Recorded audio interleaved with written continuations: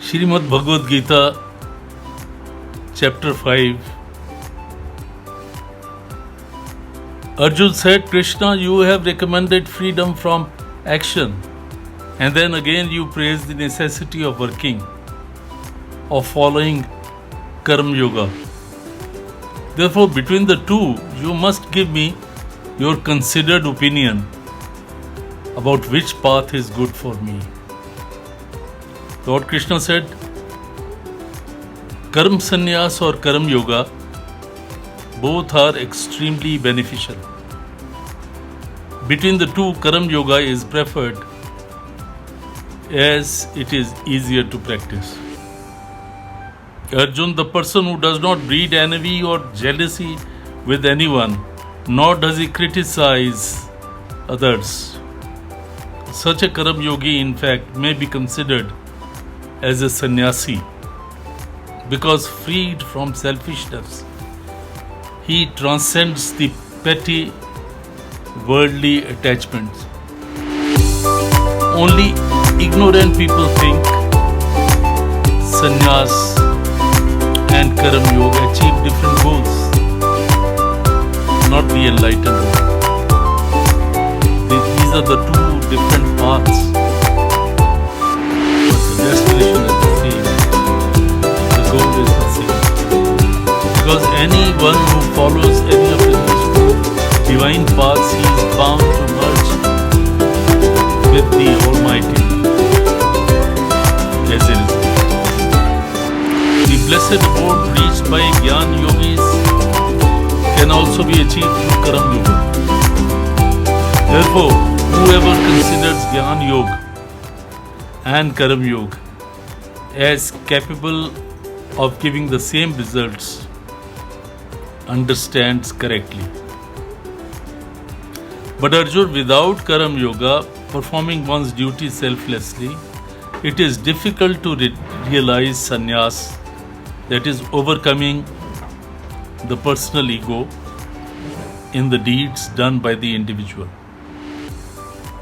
But the person whose mind is always engaged in the Almighty and is a Karma Yogi gets merged with the Almighty or becomes one with Him sooner or later. The person who has controlled his mind and gets endowed with purity of thoughts, his Atma, his soul, is no less than the Almighty Himself, as He is the embodiment of Atma in all beings.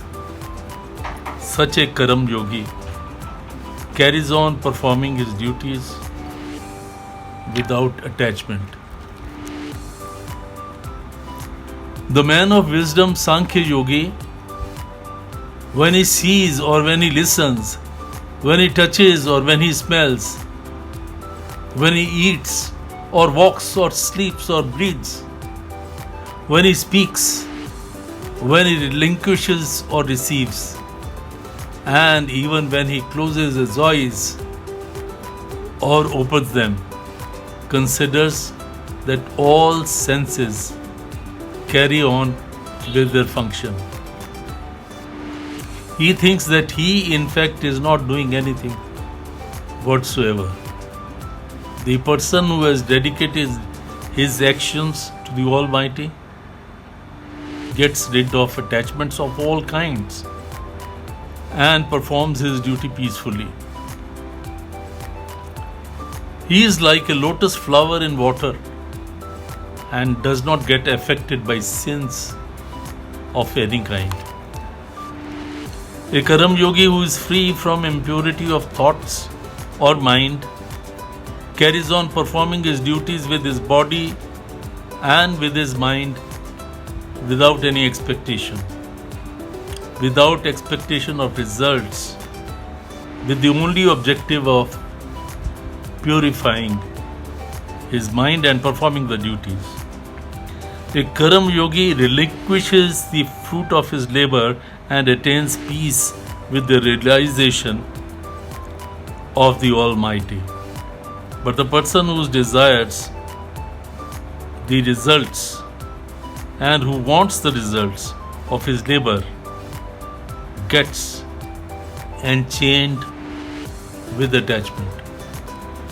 The person whose mind is full of control, such a follower of Sankhya Yoga, renounces all deeds and with his wisdom abides peacefully in the house with 9 doors, that is the body, without getting affected by any outside influence.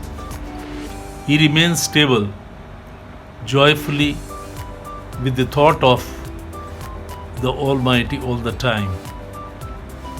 The Almighty does not create deeds done by any man, nor the results of such deeds, but the character of a person and his nature only define his deeds and the results thereof.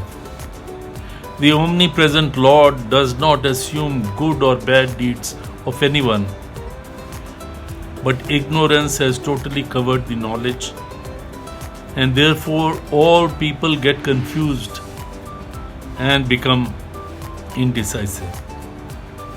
But it is not for the person whose ignorance has been wiped out with the prime divine wisdom. As the sun spreads its light, in the same manner his knowledge enlightens him thoroughly. The person whose mind and wisdom rises above the worldly things and becomes divine, and whose thoughts remain engaged in the immortal Almighty, such a practitioner becomes seamless with his wisdom. Eventually he attains deliverance of the elusive, rare salvation. Such wise men have no distinction in their minds whether they see a well-read, humble Brahmin, or a cow, or an elephant, or even a dog or a demon. Their reaction remains the same. They do not react differently to different beings and different situations. The person who practices samabhav, maintaining the same polite attitude toward good or bad humans, objects or actions, he has in his lifetime itself conquered this world. In fact, such a person has realized God. The Almighty, who is free from sin, holds samabhav for everyone. The person who is not overjoyed on receiving something he likes or loves, and at the same time who is not agitated on receiving something he hates. Such a stable-minded person is above the deluge of doubts, and in fact is an integral part of Almighty Himself. The person whose mind is unattached to the worldly affairs, due to his self-control, is able to experience sattvic joy, which is present in the meditative mind. Thereafter, he experiences the divine unending bliss that comes with the attainment of salvation or the realization of God. The pleasures that we get out of our sins, enjoying the worldly sensory objects, appear to be excellent in the beginning, but in fact most of these cause endless pain. Besides, these fleeting moments which come in and vanish rapidly. Therefore, Arjun, a wise man does not indulge or get involved in these worldly pleasures. The seeker who is able to overpower desire and anger and is able to withstand the dire effects caused by them in his life alone is a yogi, and he alone is happy in the real sense. The person who decisively listens to his soul and not his senses. He who finds comfort not with the worldly objects, but who comforts his soul with his good deeds, achieves happiness and wisdom.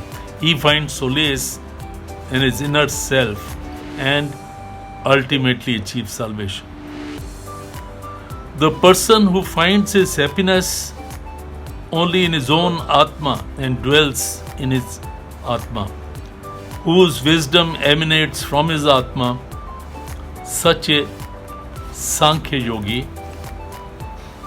experiencing oneness with the true, all-pervading, powerful Almighty, ultimately attains peace and tranquility of God.